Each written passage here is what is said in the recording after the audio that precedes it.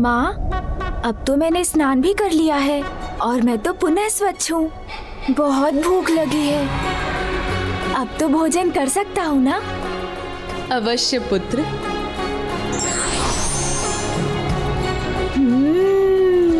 मधुर फल।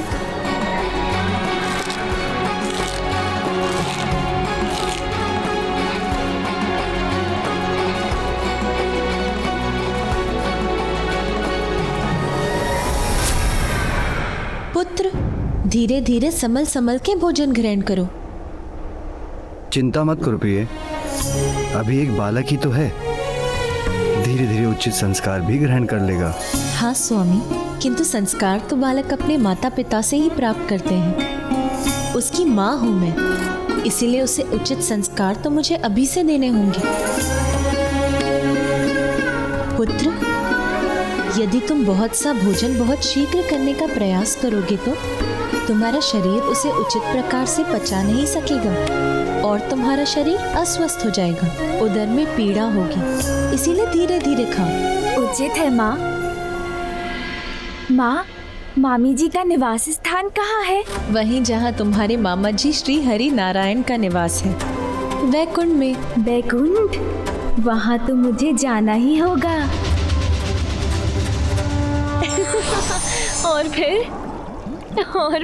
और फिर क्या प्रिय? और फिर पार्वती पुत्र ने सब पर जल की बौछार कर दी। सभी भीगे हुए थे। जया और विजया को तो अनेकों बार भिगोया उसने। कितनी बार उन्हें जाकर सूखे वस्त्र धारण करने पड़े। और ज्ञात है स्वामी, दिवस पर क्या क्रीड़ा कर रहा था वो, जिसके पश्चात देवी पार्वती ने उसे कैलाश स्नान करने भेज दिया। महादेव के मस्तक से चंद्र ही उठा कर ले गया था वो। महादेव अपने ध्यान में ऐसे मग्न हो गए कि एक बालक तक को संभाल कर नहीं रख सके। हाँ, है तो वो भोलेनाथ ही ना। मैं भी अपने भांजे से भेंट करता तो मन को हर्षित कर देने वाली उसकी बाल्य क्रीड़ाएं देखकर मुझे कितना आनंद आता। मामा श्री, मामा श्री। पुत्र, कहाँ से पुकार रहे हो तुम? मामा श्री, मैं तो यहाँ हूँ, यहाँ देखिए ना।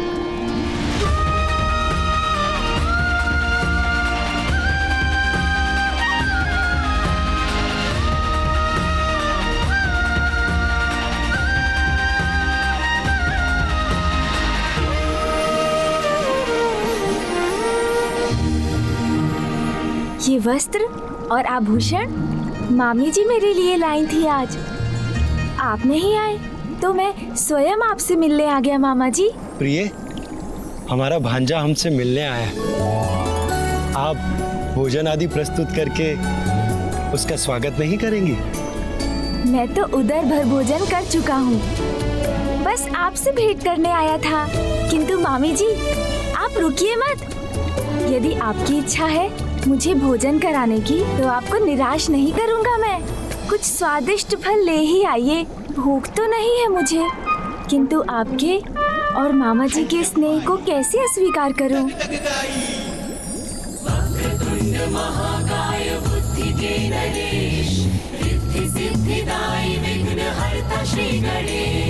सुमुख नाम प्रथम पूज्य देव तुम विशेष, रिद्धि सिद्धिदायी विघ्न हरता श्री गणेश। श्री गणेश वैकुंठ धाम आ गए, विष्णु के संग संग आसन बसे। सुस्वादु फल लक्ष्मी माता ला रही, पार्वती सुत की क्षुधा बुझा रही।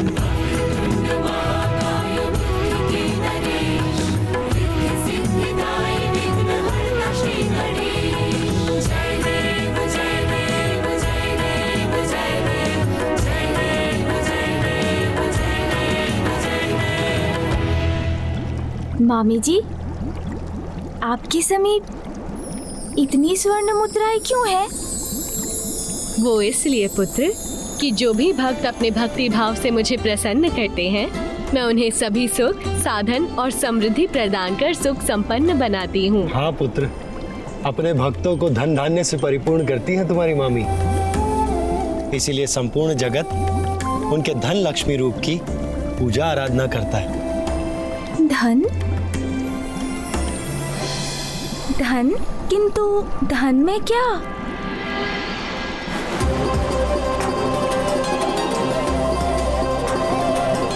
पुत्र, ये प्रथम अवसर है कि तुम हमारे अर्थात अपने मामा मामी के निवास स्थान पर आए हो, इसलिए उपहार स्वरूप तुम्हें जो भी आभूषण पसंद हो ले लो। मस्तक पर रखने वाला मुकुट या कंठार या फिर हाथ में धारण करने वाला कंगन? मैं कुछ भी ले सकता हूँ, कुछ भी। हाँ पुत्र, कुछ भी। निर्विवाद बुद्धि चातुर्य के नरेश, आज प्रमाणित भी किए पुत्र महेश। उपहार में मांगी श्री हरि से श्री, चतुर्विनायक समान कोई भी नहीं।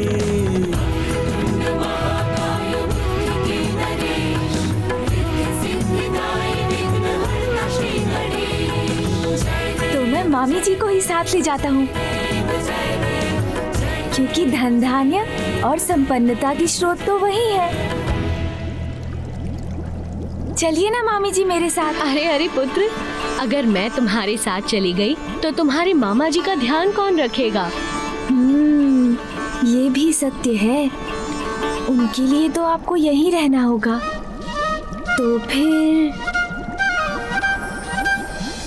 तो फिर मैं मामी जी के हाथ से कमल पुष्प भी ले जाता हूँ। सूची,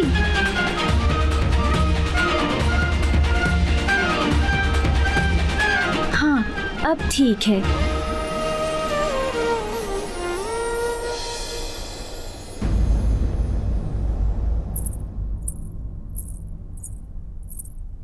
पुत्र, अरे कहाँ क्या? बहुत नटखट हो तुम पुत्र। अच्छा मामा जी, मामी जी, अब चलता हूँ।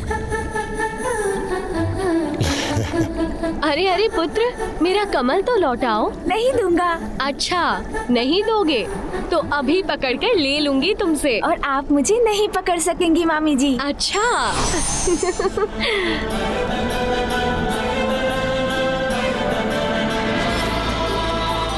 मामी जी, मैं यहाँ हूँ।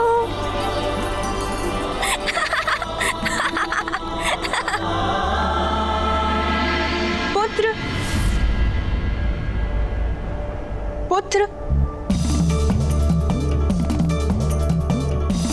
अरे कहाँ चला गया? पुत्र कहाँ हो तुम? मामी जी, इधर। पुत्र कहीं दिखाई नहीं दे रहा, कहाँ चला गया?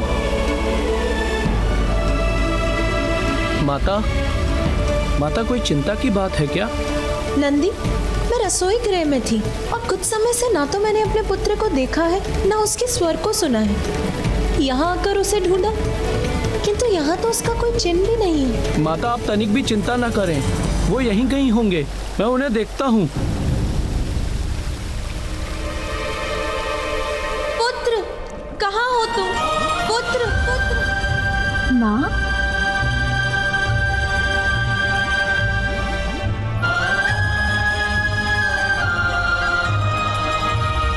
ये लीजिए मामी जी। अब तो मुझे जाना होगा, माँ जो बुला रही है। मामा जी, आपके यहाँ आकर मुझे बहुत आनंद आया। उसके लिए आप दोनों को कोटि कोटि धन्यवाद।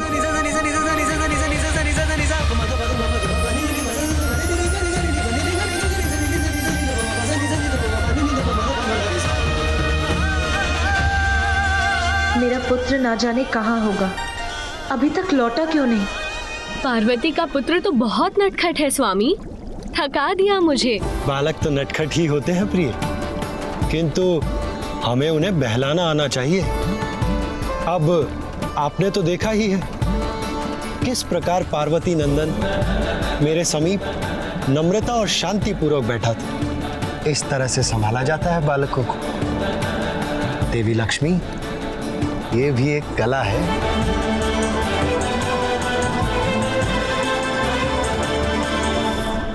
तो आप किंतु आपको दुखी होने की कोई आवश्यकता नहीं।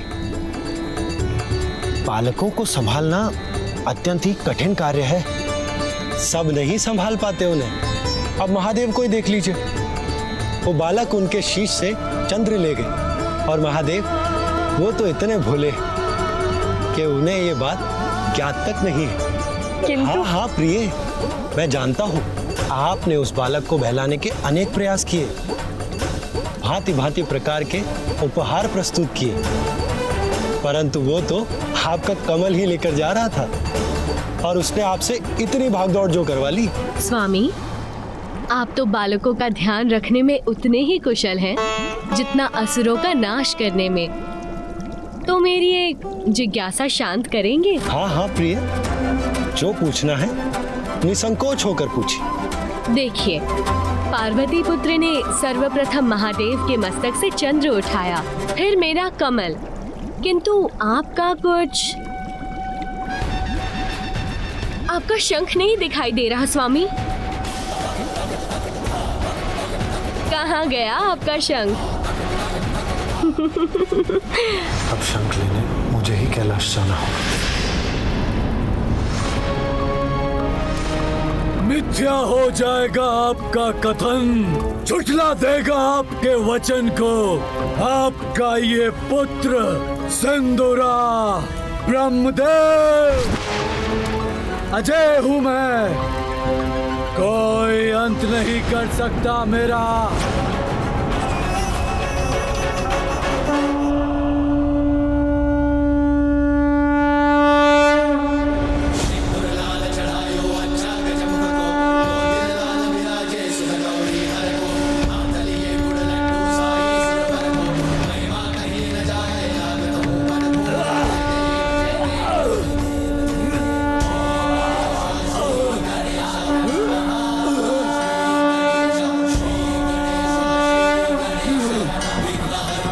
कैसी असहनीय ध्वनि है ये तो नारायण के शंख की ध्वनि है, किंतु ये कैलाश से क्यों आ रही है? मामा जी, श्री हरि नारायण का शंख। मामा जी, श्री हरि नारायण का शंख। हे मामा जी का शंख। वो इतना दूर है आपसे, किंतु आश्चर्य, मात्र उसके द्वारा उत्पन्न शंखनाद से आप इतने विचलित हो रहे हैं। सर्वशक्तिमान असुर सम्राट सिंदूरा,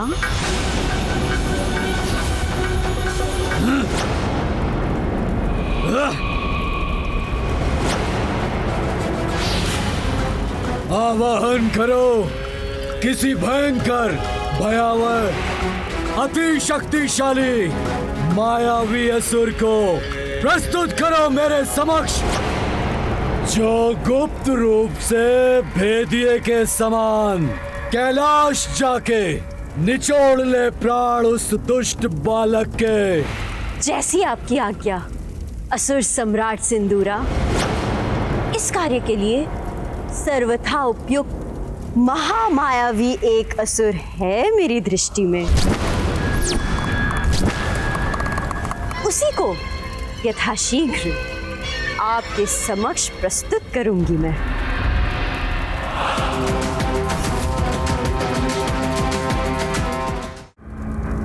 वज्रांतक!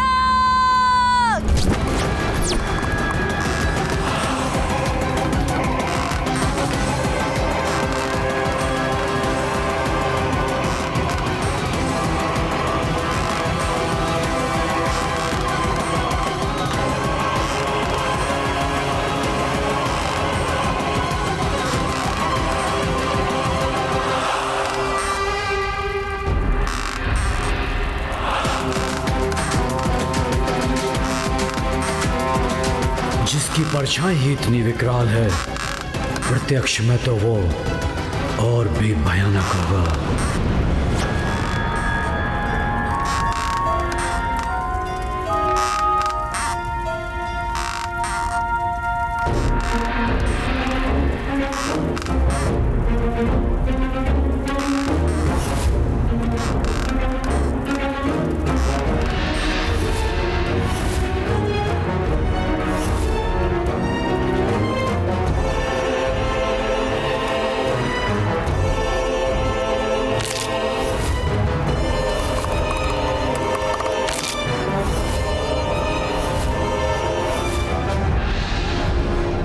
इतना दुस्साहस मुझसे परिहास करोगी? ये वध करेगा उस बालक का? तुम्हारी मति मारी गई है या फिर मेरे कोप को जागृत कर तुम्हारी मृत्यु तुम्हें पुकार रही है? टक टकाटक टक, शुभता का कंटक, मैं हूं वज्रांतक।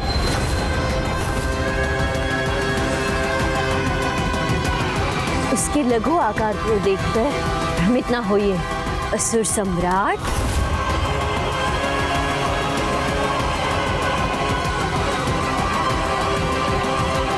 मेरा विश्वास कीजिए, अति भयंकर, अति शक्तिशाली है ये वज्रांतक। कुछ भी कर सकता है ये। टक टकाटक टक, असुर सम्राट सरल नहीं होता बालक को वश में करना। भांति भांति के प्रपंच करने पड़ते हैं जिसमें वज्रांतक से अधिक कुशल कोई नहीं है।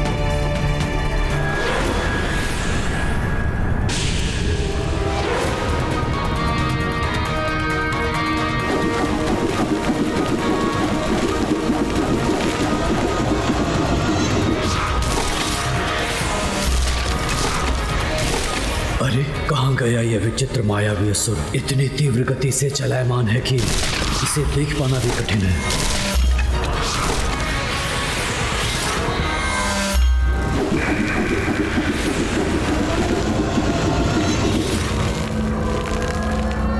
अरे वाह, अब तो इसने कंदुक का रूप धारण कर लिया।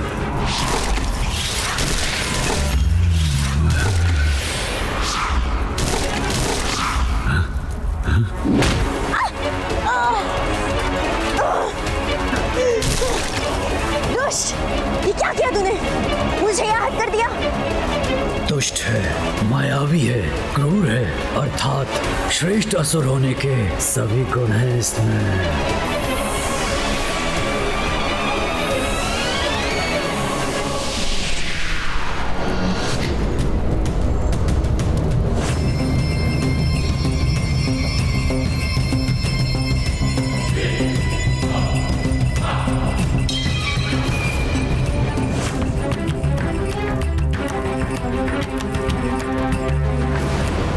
आश्चर्य, कोई भी रूप, कैसा भी आकार धारण कर लेता है ये। अब इसकी मायावी शक्ति से तो परिचय हो ही गया होगा आपका।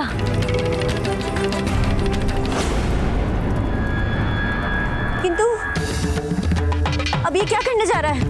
हाँ? क्या करेगा? छोड़ दे मुझे, दुष्ट! तूने मुझे पकड़ लिया, छोड़ दे मुझे! नहीं, नहीं, नहीं!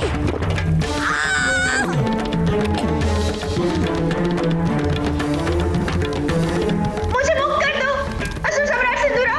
मुझे मुक्त करवाइए, मैं तो आपकी सेविका हूँ। इस वृद्धा पर दया कीजिए, मुझे मुक्त करवा दीजिए। टक टकाटक टक, शुभता का कंटक, मैं हूं वज्रांतक। कोई भी आकार, कैसा भी रूप ले सकता हूं। छल करूंगा मैं बालक को आकर्षित करने के लिए। उसकी क्रीड़ा का पात्र बनूंगा और मेरे नियंत्रण में आते ही बल से मसल कर रख दूंगा उसे, प्राण हरूंगा उसके।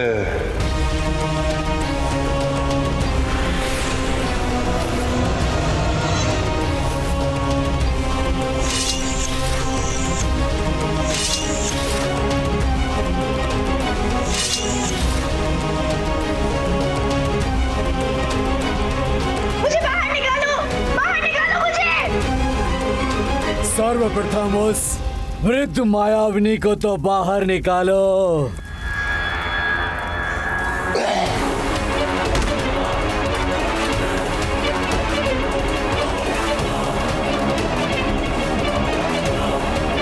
अनुमति दीजिए मुझे। असुर सम्राट सिंदूरा, निराश नहीं करूंगा आपको। मैं अनुमति देता हूं तुम्हें मसल कर रख देना उस बालक को।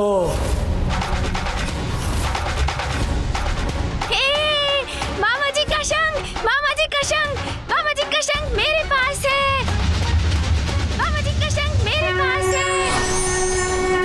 मेरे शंख की ध्वनि कैलाश से। अरे हाँ, ये तो आपके ही शंख की ध्वनि है स्वामी। तो क्या पार्वती नंदन आपका शंख ले गया?